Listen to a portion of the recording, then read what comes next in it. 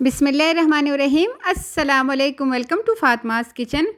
अगर इफ़्तार में ये वाले स्नैक्स आप बनाएंगे तो यकीन करें कचौरी, समोसे और पकोड़ों को आप भूल जाएंगे। बहुत ही आसान और बहुत ही मज़ेदार रेसिपी है। स्टफ़िंग बिल्कुल आपकी मर्ज़ी की होगी और ये जो पफ़ पैटीज़ है ना, ये इंशाल्लाह आपकी वाह वाह करवा देगी। तो चलिए जी, ये मज़ेदार सी रेसिपी बनाना स्टार्ट करते हैं। लेकिन बनाने से पहले आपसे एक छोटी सी रिक्वेस्ट है कि अगर चैनल पे नए हो तो लाजमी चैनल को सब्सक्राइब कीजिएगा और इस वीडियो को लाइक एंड शेयर भी कीजिएगा। तो आइए जी बनाते हैं। तो यहाँ पे मैं पफ पैटीज़ बना रही हूँ बहुत ही आसान तरीके से। 2 कप यहाँ पे मैंने मैदा लिया है, आधा चाय का चम्मच इसमें नमक शामिल कर दिया और थोड़ा सा ही अजवाइन आधा चाय के चम्मच के बराबर। इसमें मेल्टेड घी मैं ऐड करूँगी 3 खाने के चम्मच भर के। 2 कप मैदा है, 3 खाने के चम्मच भर के मैंने इसमें मेल्टेड घी ऐड किया है। अब मैंने 2 से 3 मिनट के लिए इसको अच्छी तरह इस दबा दबा के इसको मसल के छोड़ना है, जैसे कि इसका कलर भी चेंज हो चुका है और ये मुट्ठी में बंद होने लगा है। ठीक है, अब यहाँ पे मैंने मीडियम नॉर्मल पानी लिया है, बहुत ज़्यादा गर्म भी नहीं है, बहुत ज़्यादा ठंडा भी नहीं है और हमने इस आटे को इससे गूंदना है। ठीक है, यहाँ पे मैंने मैदे का इस्तेमाल किया है। मैदे को हमने अच्छी तरह यहाँ पे हार्ड सा गूंद लेना है और आप देख सकते हैं 1 कप से मतलब पौना कप यहाँ पे मैंने पानी का इस्तेमाल कर दिया है। ऊपर थोड़ा सा ऑयल लगाएंगे और ढक्कन रख के इसको सेट होने के लिए छोड़ देते हैं। आते हैं नेक्स्ट स्टेप की तरफ। 3 खाने के चम्मच भर के मैदा लेंगे और इसमें 3 खाने के चम्मच भर के मैंने मेल्टेड घी शामिल कर दिया है। इसका हमने पतला सा पेस्ट रेडी करना है और अभी ये थोड़ा सा गाढ़ा है तो 1 खाने का चम्मच मज़ीद मैंने इसमें घी डाल दिया है। अब बारी आती है इसकी स्टफ़िंग की। तो रमज़ान का महीना है, घर में हमारा ये कीमा सालन हो या फिर आलू मटर हो, कुछ भी, या फिर हमने किसी भी समोसे के लिए फिलिंग बना के रखी हो और वो मतलब उससे रह गई हो तो उसकी स्टफ़िंग आप इसमें रख सकते हैं। ये मेरे पास आलू मटर है, इसको मैंने अच्छे से मैश कर दिया है और इसमें मैंने ढेर सारा हरा धनिया शामिल कर दिया है और बस ये हमारी स्टफ़िंग इसके लिए रेडी है। आप अपनी मर्ज़ी की इसमें स्टफ़िंग कर सकते हैं। यहाँ पे हमारा जो हमने आटा गूंद के रखा था, हमने हार्ड वाला आटा इसके लिए बनाना था। ठीक है, यह बात आपने याद रखनी है।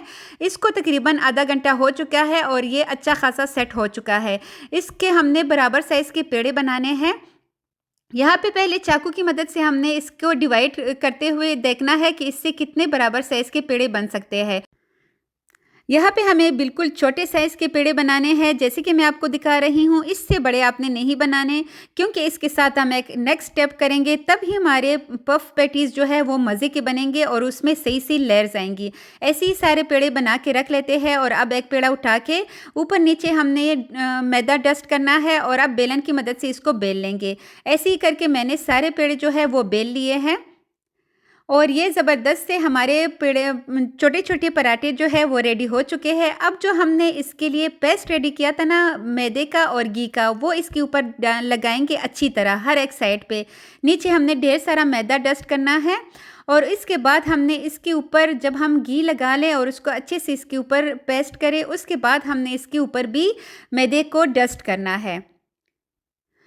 अगर यहाँ पे आपके पराठे जो है वो थोड़े से ऊपर नीचे हो जाए साइज़ में तो आपने टेंशन नहीं लेनी, बस आपने इसके ऊपर रखते हुए इसको सेट करते हुए रखना है। ठीक है, ऐसे ही करके हमने सारे पेड़े एक दूसरे के ऊपर रख देने हैं, सारे जो छोटी छोटी रोटियां हैं, और एंड पे हमने ढेर सारा मैदा डस्ट करके इसको हमने बेलना है और एक बड़ी सी रोटी बना लेंगे। ये आटा इतना अच्छी तरह गूंदा गया है कि ये देखिए हाथ से ही ये रोटी जो है वो अच्छी खासी बड़ी हो रही है। लेकिन अब हम बेलन उठाएंगे और ऊपर नीचे हमने इसको बेलते हुए इस तरह एक बड़ी साइज़ की रोटी बना लेनी है। अब यहाँ पे हमने इसके ऊपर वही पेस्ट जो हमने रेडी करके रखा था वो इसके ऊपर अच्छी तरह हमने लगानी है और अब यहाँ पे हम मैदा भी अगेन से डस्ट करेंगे। दोनों हाथों से हमने इसके सिरे को उठाना है और बिल्कुल टाइटली हमने इसको रोल करते हुए आखिरी सिरे तक लेके जाना है और ये काम हमने बहुत ही टाइट हाथों से करना है। इसको जितना हम टाइट रख सकते हैं इसको रखिएगा और बिल्कुल एंड तक ले जाइएगा। इसके बाद हमने इसको ऐसे ही घुमाते हुए लेके जाना है। इस पफ पैटीज़ में थोड़ी सी मेहनत लगती है, लेकिन यकीन करें इससे मैं आपको 2 किस्म के स्नैक्स बनाना सिखाऊंगी। एक तो इस फिलिंग की और एक इससे हम इसके साइड जो है वो जब हम काट देंगे तो उसका भी मैं बताऊंगी कि उससे हम क्या बनाने वाले हैं। और जब हम इसकी इस तरह कटिंग करेंगे तो इसको छुरी को हमने ऐसे घुमाते हुए इसकी कटिंग करनी है ताकि इसकी लेयर्स जो है वो सही से प्रोमिनेंट हो। अब हमने हथेली की मदद से एक एक पेड़ा उठाना है और जो इसके ऊपर वाले सिर्रा है ना जिस पे लेयर्स नज़र आ रही है उसको ऐसे प्रेस करते हुए हमने इसको दबा लेना है। सेम ऐसी प्रोसेस आप भी कीजिएगा, गिलास की मदद से भी आप इसको कर सकते हैं। और ये देखिए जी हमारे पेड़े रेडी हो चुके हैं। अब अगेन हमने इसको दोबारा से बेलना है, बस ये आखिरी स्टेप है, इसके बाद आपने कुछ नहीं करना, ठीक है। यहाँ पे हमने इसको बिल्कुल बहुत बारीक सा नहीं बेलना, थोड़ा सा हमने इसको मोटा रखना है, क्योंकि अगर हम इसको ज़्यादा बारीक रखेंगे तो इसकी जो लेयर्स है ना वो ख़त्म हो जाएंगी। और इस वाले पेड़े को मैंने थोड़ा सा ज़्यादा बेल लिया है, तो इतना बड़ा मत कीजिएगा, इससे थोड़ा सा छोटा होना चाहिए। इसकी साइड्स काट लेते हैं। अच्छा, इन साइड से मैं इतनी ज़बरदस्त किस्म के आपको स्नैक्स बनाना सिखाऊंगी ना कि इंशाल्लाह आप इसको चाय के साथ खाएंगे ना तो आपके मुंह का जायका ही बदल जाएगा और आप इंशाल्लाह वाह वाह करेंगे। अब यहाँ पे 1 खाने का चम्मच भर के मैंने स्टफिंग उठाई है। साइड्स पे हमने पानी लगा देना है, सिंपल इसके चारों साइडों पे हमने पानी लगा देना है। उंगली की मदद से पानी लगाएंगे अच्छी तरह। पानी से ये होगा कि एक दूसरे के साथ ऐसे चिपक जाएंगे। अब हमने इनको सेट करते हुए इसको हल्के हाथों से ऐसे प्रेस करना है। अब यहाँ पे एक फोर्क उठाएंगे और उससे हमने इसको अच्छी तरह इसको सील करना है। अगर हम थोड़ा सा भी इसको सील करने में कोताही करेंगे तो ये खुल जाएंगे और इसका सारा जितना भी इसकी फिलिंग होगी वो घी में चली जाएगी। यहाँ पे घी को मैंने गरम कर दिया है, घी बहुत ज़्यादा गरम नहीं है। अब हमने इसमें घी के मुताबिक पफ पैटीज़ डालनी है और बस इसको हमने कुक करना है। 5 से 6 मिनट भी लग सकते हैं, थोड़ा सा ज़्यादा टाइम भी लग सकता है। और मीडियम टू लो फ्लेम पे हम इसको कुक करेंगे। और बस जी इसकी साइड्स चेंज कर दे।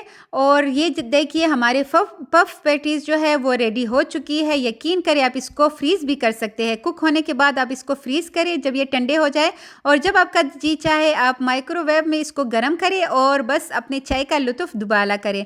बहुत ही मज़ेदार हमारे स्नैक्स जो है वो रेडी हो चुके हैं।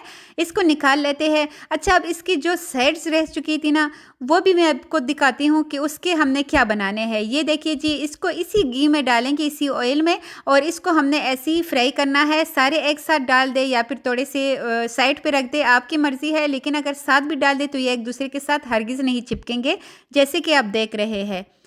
और ये देखिए कितने ज़बरदस्त ये फूल रहे हैं। तो ये हमारे ज़बरदस्त से नमकबारे रेडी हो चुके हैं। यकीन करें इसका जायका इतना लाजवाब और इतने मज़े का। लेकिन जब आप इसको निकालें तो आपने इसको किसी भी न्यूज़पेपर के ऊपर निकाल लेना है ताकि इसका जो क्रंच है वो बरकरार रहे। और ये देखिए जी, इसको निकाल लेते हैं। तो यहाँ पर हमारे 2 किस्म के ज़बरदस्त से स्नैक्स रेडी हो चुके हैं। एक तो हमारे ये पफ पैटीज़ जो कि देखने में तो है ही शानदार, लेकिन खाते हुए इसका मज़ा ही दुबाला है, बहुत ही यम्मी। और ये मैं आपको नमकबारे तोड़ के दिखाती हूँ, बहुत ही अमेजिंग। तो ये देखिए जी, एक नमकबारा उठाएंगे और इसको हल्का सा, ये देखिए कितना ज़बरदस्त तो है ना शानदार रेसिपी। बस थोड़ी सी मेहनत और उसके बाद इंशाल्लाह आपकी वाह वाह। तो एक एक नमकबारा बहुत ही अमेजिंग बनता है। अच्छा, अगर आप पफ पैटीज़ इससे नहीं बनाना चाहते तो आप इस तरह करके आप इससे ढेर सारे नमकबारे भी बना सकते हैं। और ये देखिए जी, मैं आपको एक पफ पैटी जो है वो तोड़ के दिखाती हूँ, बहुत ही ज़बरदस्त। अच्छा, फीलिंग आप अपनी मर्ज़ी से कीजिएगा, लेकिन इसके अंदर मैंने आलू और मटर की फीलिंग की है। यकीन करें बहुत ही मज़े की है और ये रेसिपी आपको बहुत पसंद आएगी। तो आई होप अच्छी लगी होगी अगर रेसिपी, तो मैं आप लोगों के कमेंट का इंतज़ार करूँगी। अपना फ़ीडबैक मेरे साथ लाजमी शेयर कीजिएगा। अपना ढेर सारा ख्याल रखिएगा। जज़ाकल्लाह फॉर वॉचिंग। अल्लाह हाफ़िज़।